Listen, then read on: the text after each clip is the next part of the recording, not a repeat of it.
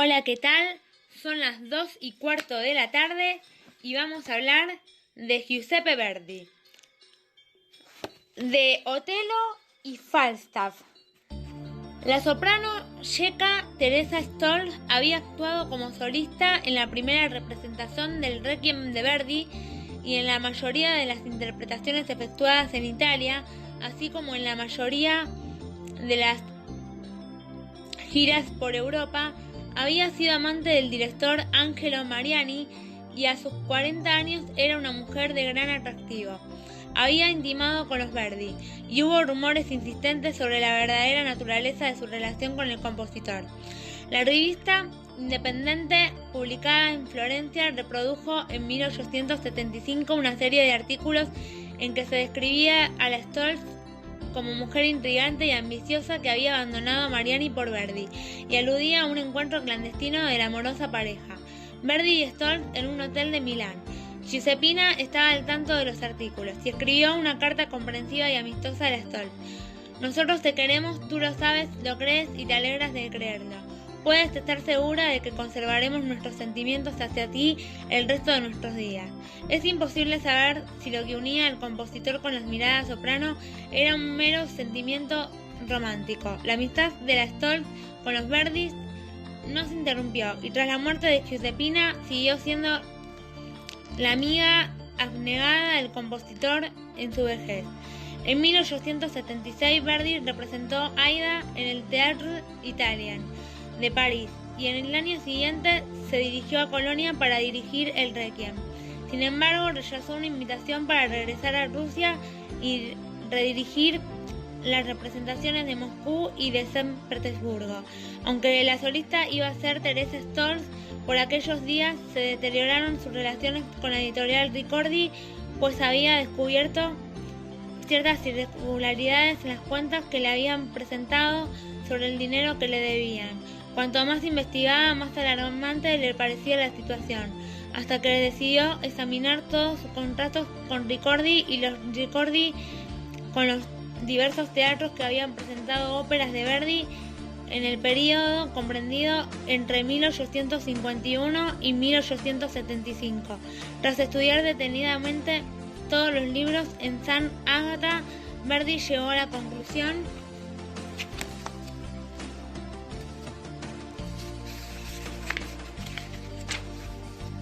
de que la empresa venía falsificando las cuentas y quitándole parte de sus derechos de autor.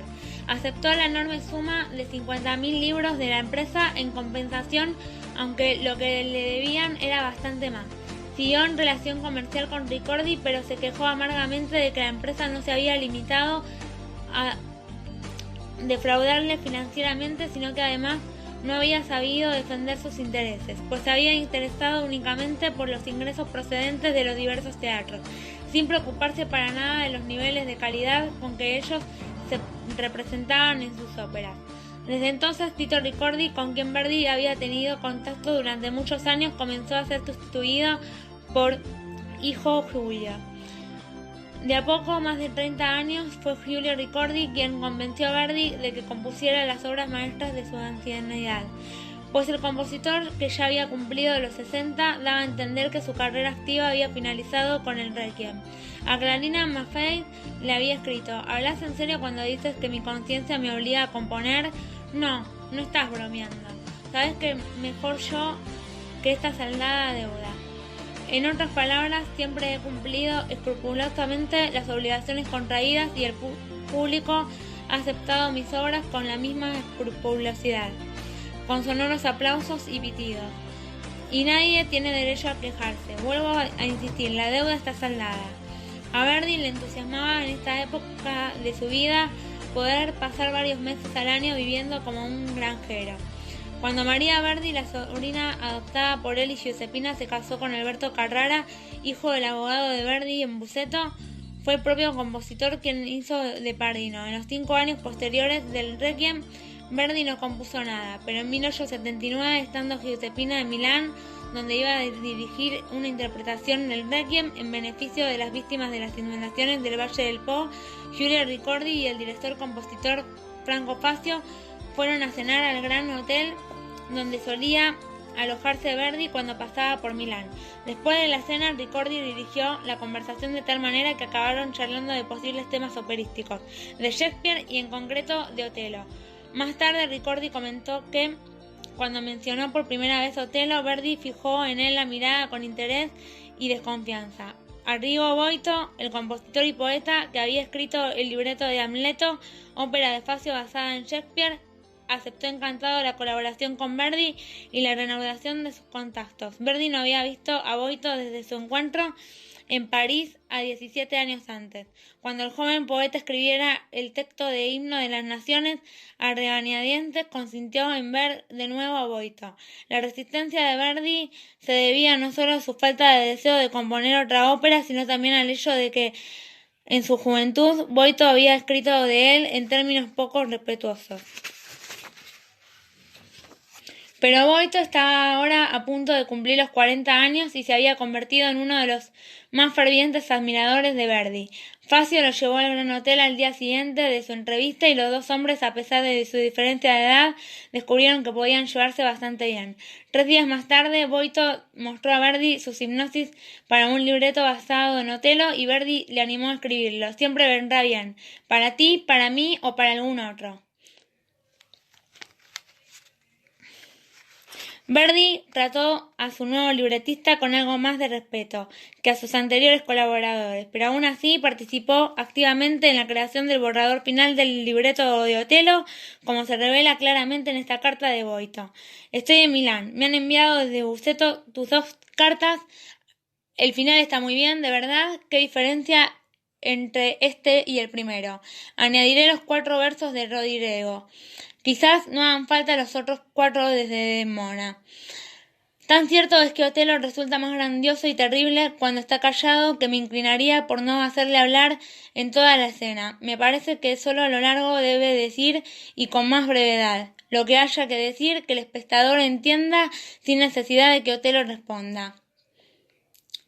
Iago, date prisa, el tiempo vuela. Concéntrate en tu tarea y solo en eso. Yo me ocuparé de Casio.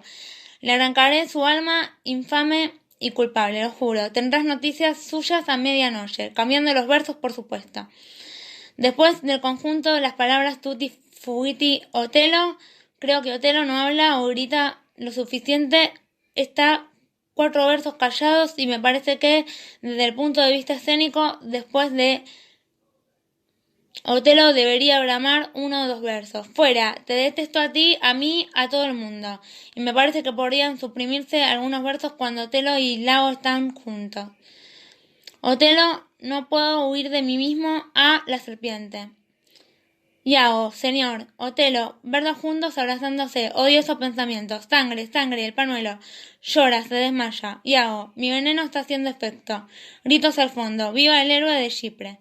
Iago, ¿quién puede impedirme que le aplaste la cara con mis pies? Gritos al fondo. Gloria al león de Venecia. Iago, aquí tienes al león.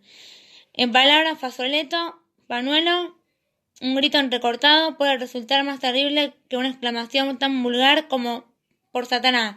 Las palabras esvenuto, inmóvil y muto detienen la acción. Hay que pararse a pensar, y estamos en un caso en que hay que ir rápidamente hasta el final. Me gustaría saber tu opinión. Todavía no he terminado. El coro tiene poco o nada que ver con la situación. No podrás ver la forma de trasladarlo a algún otro lugar. Por ejemplo, después de las palabras en Chipre, mi sucesor va a ser Casio. Coro con 4 versos, no de rebelión, sino de protesta. No, no queremos a Otelo. Sé perfectamente que me responderás, querido señor maestro, ¿no sabe a qué nadie se atrevía ni a respirar después de un decreto de la Serenísima y que algunas veces la simple presencia de Messer Grande bastaba para dispensar a la multitud y acabar con un tumulto? Yo respondería que la acción tiene lugar en Chipre. La Serenísima estaba muy bien lejos, y quizás por esa razón los chipriotas eran muy atrevidos que los vecianos. Si vienes a Milán, espero verte. No estoy seguro, pero creo que tienes toda la poesía del tercer acto. El trabajo siguió lentamente y con interrupciones. Verdi no comenzó a componer hasta marzo de 1884, después de la revisar y reducir Don Carlo para una representación en la Scala. En aquel enero de cuando comenzó a trabajar en la obra y lo hizo de forma espasmódica, con breves arranques de intensa creatividad que alternaban con periodos de inactividad neurótica. A comienzos de octubre de 1885 había terminado la composición y estaba dispuesto a comenzar la orquestación y revisión, que le ocuparía otro año más. Hasta diciembre de 1886 no pudo Verdi decir a Boito que había enviado a Ricordi las páginas finales de Otelo. El estreno en la Scala se produjo poco después. El 5 de febrero de 1887, las semanas anteriores, él publicó Milanés. Había esperado con nerviosismo. Verdi y Giuseppina llegaron a Milán a comienzos de enero. A partir de entonces, el compositor, con sus 63 años, comenzó a ensayar con los cantantes y realizó los primeros ensayos orquestales. Las interpretaciones ante el público fueron dirigidas por el amigo de Boito, Franco Facio, y el estreno fue un triunfo con paliativos. Blanche Roosevelt, cantante americana, presente entre el público, describía así su acogida. Las ovaciones de Verdi y a Boito llegaron al clima y al entusiasmo. Verdi recibió el álbum de plata lleno de autógrafos y tarjetas de todos los ciudadanos de Milán. Salió a saludar 20 veces y en las últimas al público agitaba sus pañuelos y sombreros. Todos se habían puesto de pie, la emoción era indescriptible y muchos lloraban. El coche de Verdi fue hasta el hotel tirado por sus admiradores. Escuchó numerosos brindis y cantos en su honor. A las 5 de la madrugada yo no había conseguido cerrar los ojos, pues la multitud seguía cantando y gritando ¡Viva Verdi, viva Verdi! Otelo es considerada por muchos como la más grande entre las óperas de Verdi, y aunque no discutir el orden de prioridad entre sus obras es algo que no tiene sentido. ¿Qué decir de Falstaff, todavía sin aparecer, y de Rigoletto de Don Carlos La Traviata?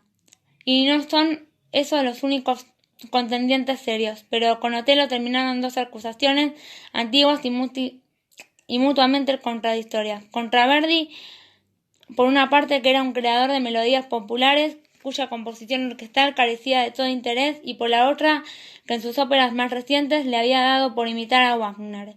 Verdi maneja la orquesta en Otelo con maestría, pero no debe nada a Wagner.